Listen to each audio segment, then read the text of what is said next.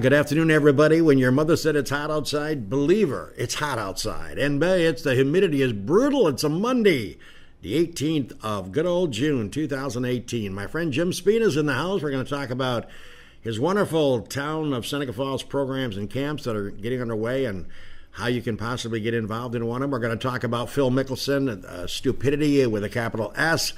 We're going to talk about a whole bunch of things. We're also going to talk about Major League Baseball, the Yankees and Red Sox, exactly where everybody thought they would be. Welcome to Weber This Week.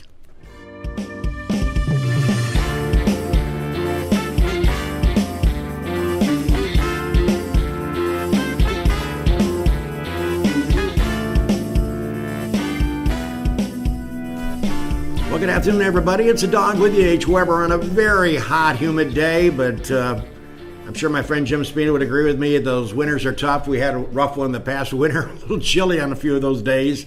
So I guess I complain when it's hot and I complain when it's cold. So it's humid. Storm is approaching, we understand. So batten down the hatches. Jimmy's got a league at 4 o'clock. Jim, thanks for joining us this afternoon. Glad to be here. Always love coming. Jimmy, let's talk about the world of your recreation overview of what you do and your staff does. Do a tremendous amount of programs for the town of Seneca Falls residents, et cetera, et cetera. You brought us a nice little booklet. A lot going on in the Seneca Falls Rec Department. We really do. Summer's a big task for us in that we want to make sure everybody has something to do, young and old. And we try to put together a program where there's something for everybody, regardless of athletic ability. Sure. And our big goal is to also, in the last couple of years, we really tried to get into this booklet that is mailed to everybody's boxes here in Seneca Falls, is not only just our rec programs, not just the ones that we sponsor, but also all the events that other people sponsor. So if you go through the book, you'll notice there's a Thursday night, the downtown business, they have a music and food night in the park, and Canal Fest is in there, the SMS. We just had a color run this past weekend, which was hugely successful. These events aren't necessarily ours, but we play a role in them, so we try to help get that word out so that Seneca Falls knows exactly what's going on all summer. Now talk a little bit about the swimming pool. I know I got confused when the new decisions came out relative to pricing. As far as outside of Seneca Falls to go to the pool where I used to bring Izzy way back when, and talk a little bit about the swimming pool as the charges for people that are not in Seneca Falls. Yeah, well, obviously things happen budget-wise as years go on and things we do. And, back when I first came here right. In 1999, believe it or not, I've been here almost 20 years. Wow. The pool was a small fee. I think it was $1 for residents. Right. Or $2 for adults, blah, blah, blah. And then 2003 or 4 or 5, somewhere in that range, I don't remember exactly, the town board felt they wanted to make it free for everybody. Right. And I wasn't really a big fan of that. I thought, a couple of bucks here or there, it isn't going to hurt. But it didn't bother me. I knew a lot of kids would use it, a lot of people. But what we saw over the past, those 10 years or so, or 10 or 12 years, was that we had a lot of out-of-towners using it. At very reduced rates. Right. They still had to pay a little bit. Out-of-towners did, but it was very reduced rates. And it got to where I think the budget needed a little influx to make sure that we could get a little more money so we can keep Vincent's Park. Yeah. Vincent's Park always seems to be on the chopping block, and I understand that. Budgets being as they are, and the landfill issues that we have creates some inequities in funding. And so a couple of years ago, in dealing with the budget, we sat down as a town board and myself, and we came up with a plan to charge and still make it a reasonable rate for our town residents. But we raised it pretty good for non-residents, and just to make sure that they pay a little bit more of, because town residents obviously tax, your taxes go to help keep the park afloat. So that's what we did, and it's been, we didn't know what the hit would be attendance-wise last year, but it didn't hurt it at all. Really? We had a very good summer. We had a good swimming summer last year, and we hope to have another one.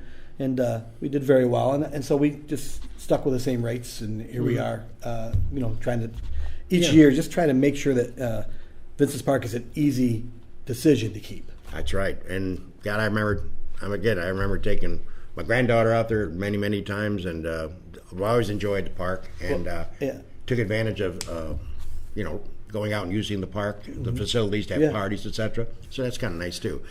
Well, Jimmy Spina's here. We're talking about the rec, but we're going to switch our topic down and talk about the world of the U.S. Open just completed. If you were a golf fan, even if you weren't a golf fan, you probably had to crack up what you saw on Saturday at the U.S. Open.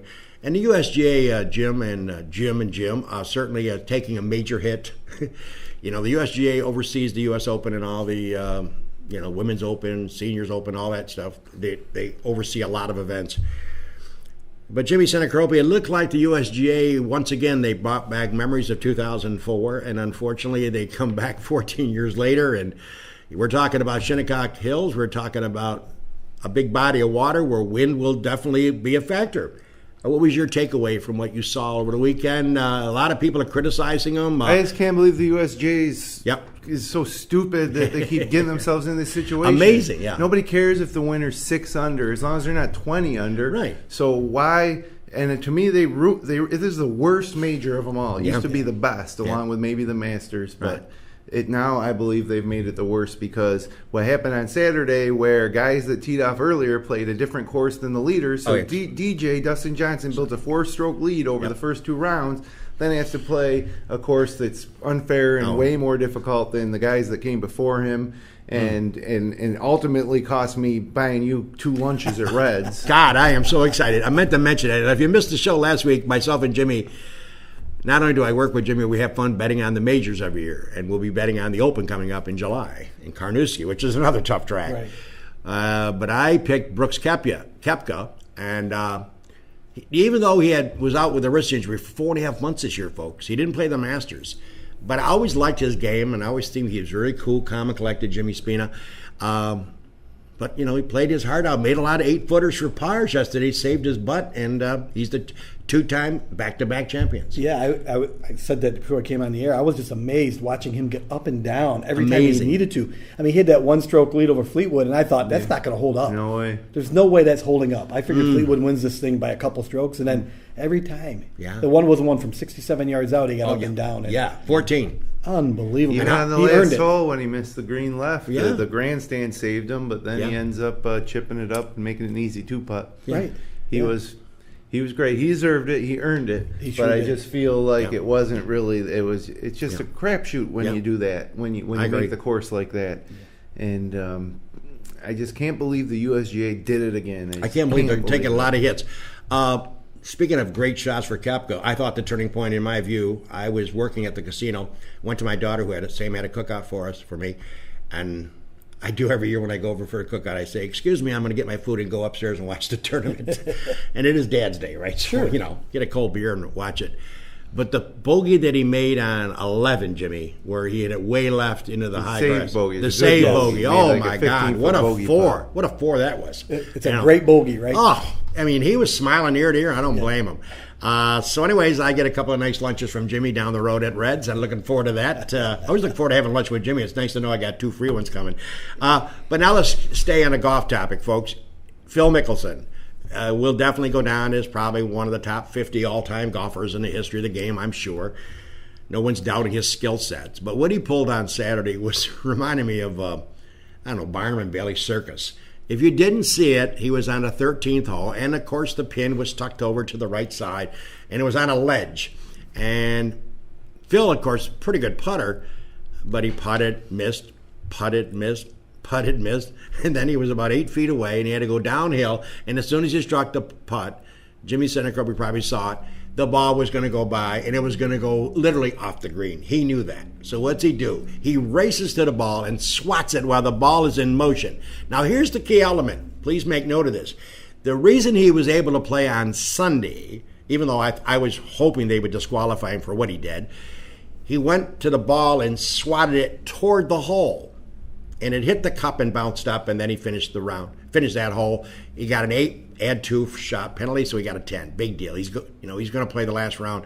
But I was hoping they were going to disqualify him because Jimmy Spina, to me, a lot of millions of kids are watching the U.S. Open. Now they're thinking that's okay to do too. It's just, to me, it didn't show I don't know, reference to the U.S. Open, play the hole out, take an 11, take a 9, do whatever. But, Phil Mickelson should know better. And the cock and bull story that he gave to millions of people, Jimmy, in the media, that literally there's like hundreds and hundreds of these people all over the world representing the media.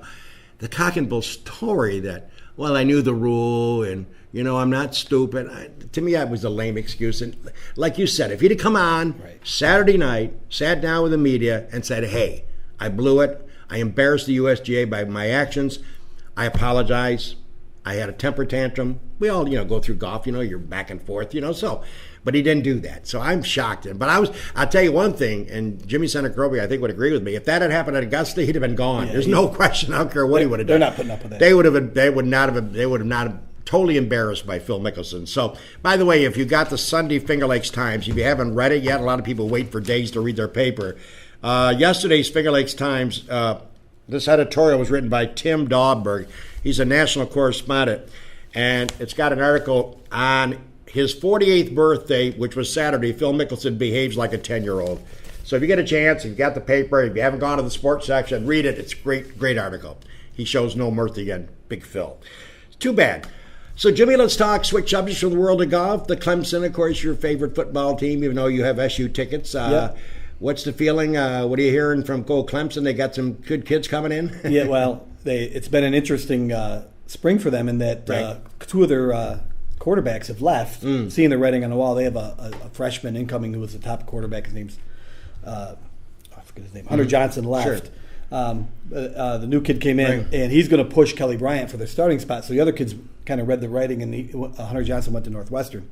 And but the big thing was over the winter, they keeping their entire starting defensive front four, and who all were projected to be at least second-round picks, all four of them. Wow. Well, three of them, yeah. And one was still a sophomore. So there's no reason why we shouldn't be December talking about being one of the top four teams, barring any major injury. They will be. The running back, Travis Etienne, is supposedly the next big thing, so they should be really good.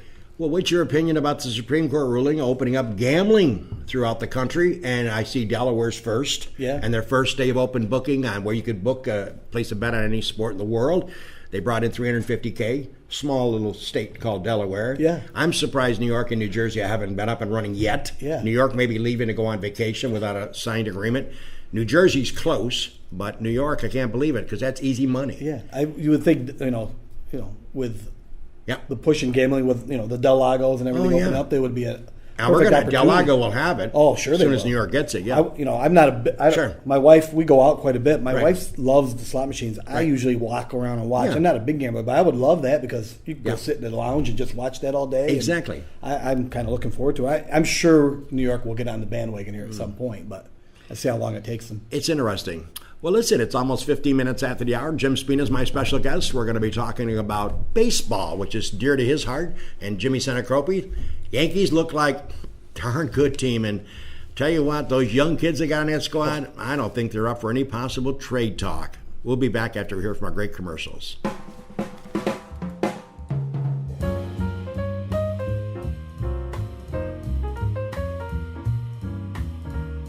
Del Lago Resort and Casino has something for everyone. 2,000 slot machines and 99 gaming tables.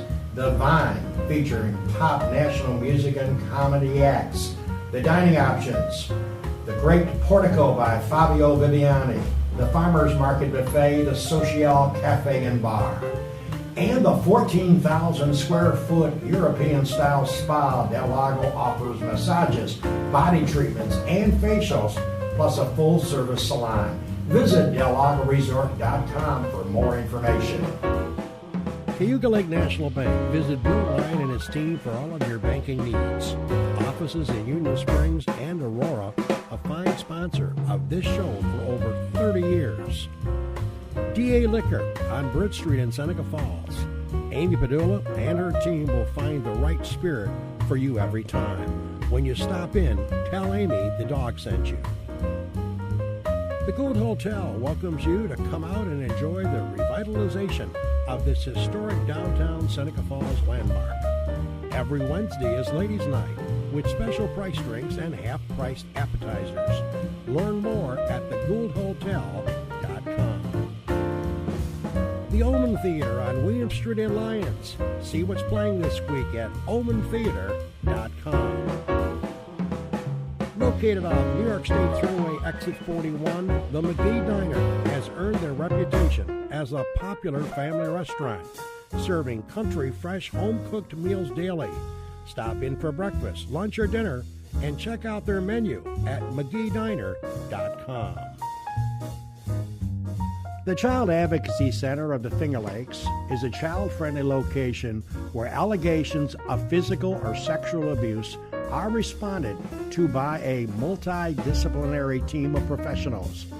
The team works together to conduct a thorough investigation and to provide necessary support services to children and their non-offending caregivers with a goal of minimizing further trauma to a child. Seneca Metals is an award-winning company that has earned a reputation of going above and beyond to protect the environment and support their community. As an EPA inspector once said, their operation is head and shoulders above the rest. And the Newark Pilots of the Perfect Game Collegiate Baseball League, a minor league team with a major league ballpark. Season ticket packages available at newarkpilots.com. And the Wilson Press in Seneca Falls. My good pal Rich Rickey and his team can handle all of your printing and mailing needs. Visit them online at wpress.com. Cicino's, live, laugh, eat well. It's the Italian way. It's also the Cicino's way. Visit one of their 3 locations, Waterloo, Geneva, and now at Del Lago Resort and Casino. Order online for pickup or delivery at Cicinos.com.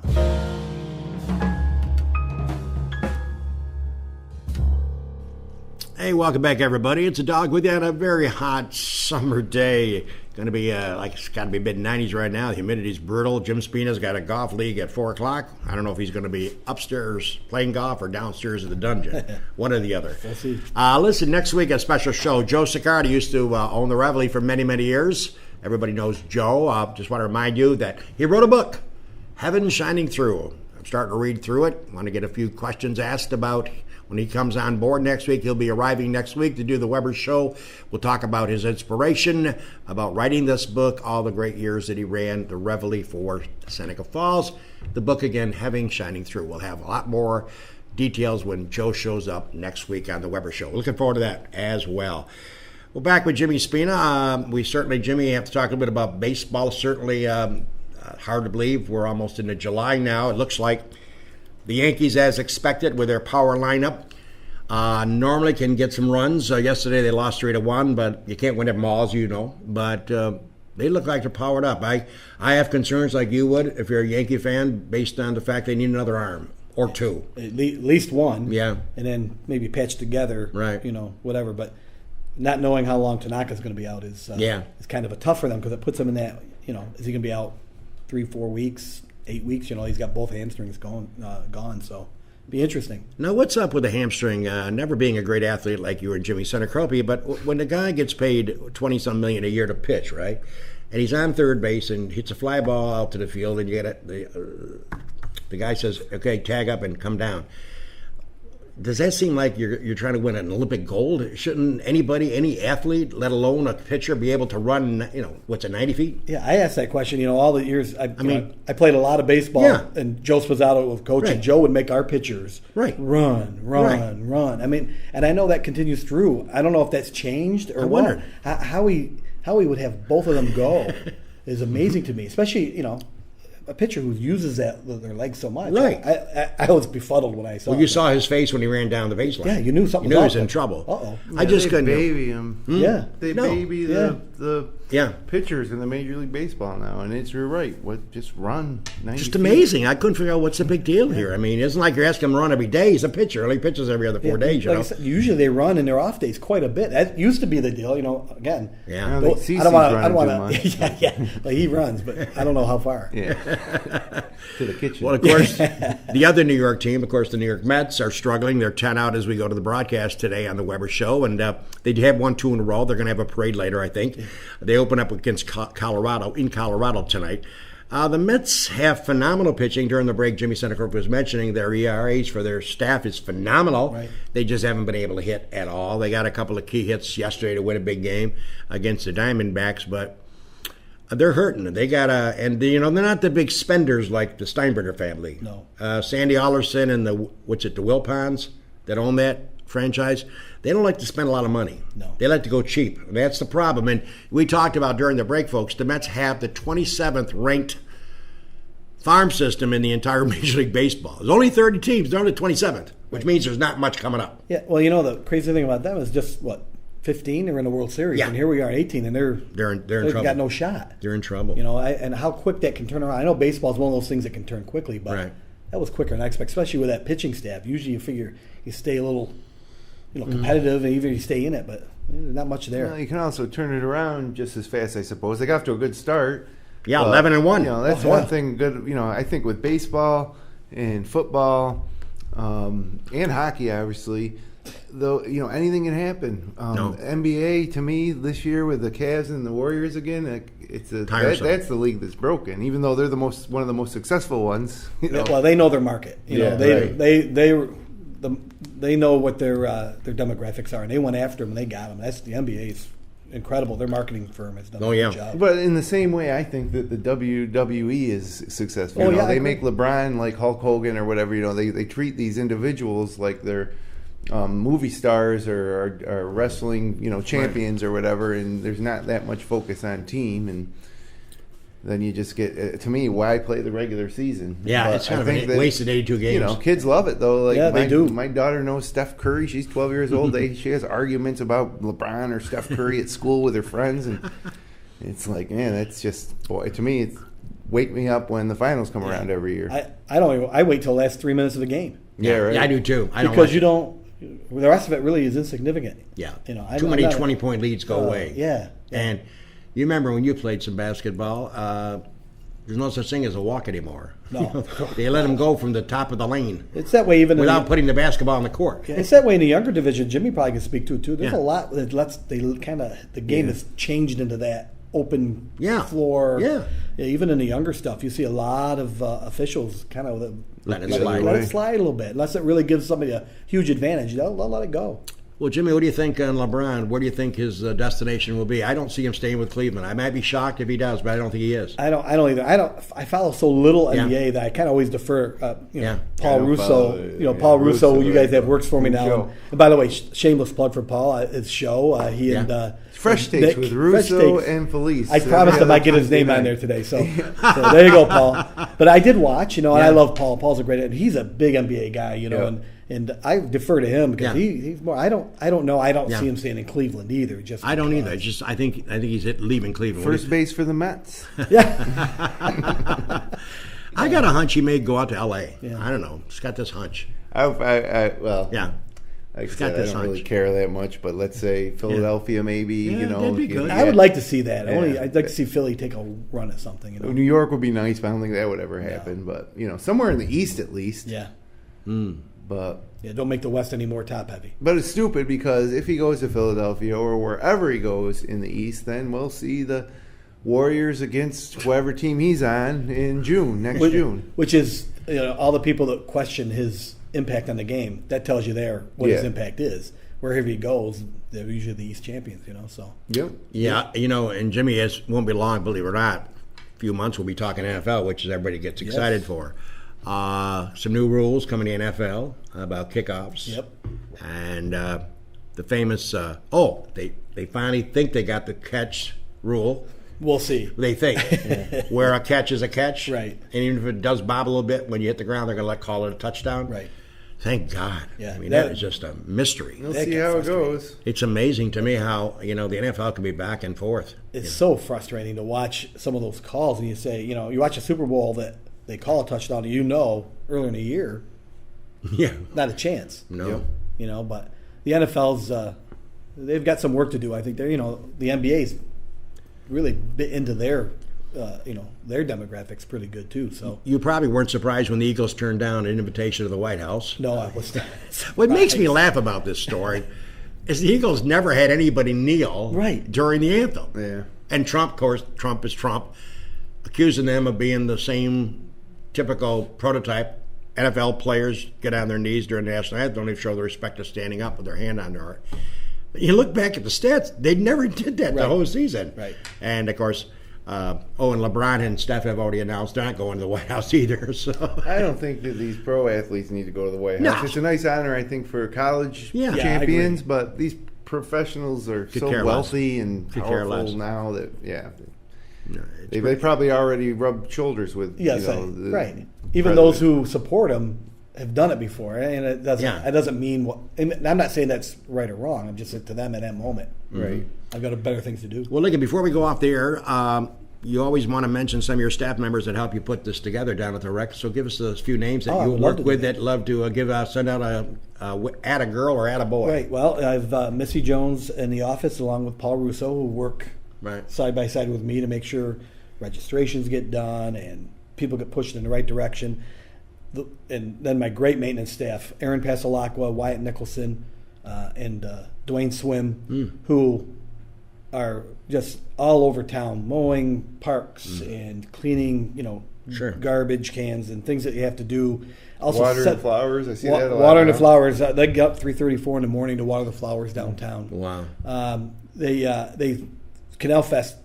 They'll work all weekend, emptying garbage, just making sure water's filled for the animals, the petting zoo, and they're fantastic. They're just great, and I tell everybody that I really enjoy telling them they make me look good because I just really have to get this in my mind and move it over to the five of them to have them jump in. Paul's a new addition in January, and Paul's young.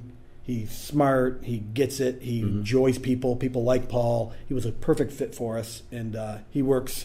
We changed it up a little bit where he works noon to 9 every day. Kind of was enabling us to cut some budget so we didn't have to have a lot of part-timers in the evening. And now we have consistency through the evening. He can write receipts and give information on programs because a lot of people don't get out of work and they'll come down at 7 o'clock at night to sign up or get some information. So now I have somebody on there that can do that. And they're all great. And again, the staff makes the programs. Well, that's right. I always say when I was at Gould's, a manager is only as good as the people that work around him or her. Just as good as it gets. They can make it look bad. They can make it look good. That's a fact. Well, Jimmy, thanks for coming in, buddy. We're going to get you out of here and say hi to the family for me. And hope you guys tee it up tonight at 4, but make sure you have one eye on the sky. We'll see what happens. And all right, Jim, thanks. Thanks. Jim Spina joining a longtime buddy of mine. He always is very courteous to come over and join us when we give him a buzz and talk about the rec. And as many as we could talk sports, the three of us, for probably a couple hours. So next week, don't forget, folks, Having Shining Through, a book written by Joe Sigardi, the old owner of the Reveille for many, many years. He'll be here live talking about this book. Looking forward to that on the Weber Show. So speaking for Jim Spina, my pal, along with Jimmy Senacropi, our director and owner and the engineer of this show, you guys have a great day, everybody. Watch the sky and try to stay cool.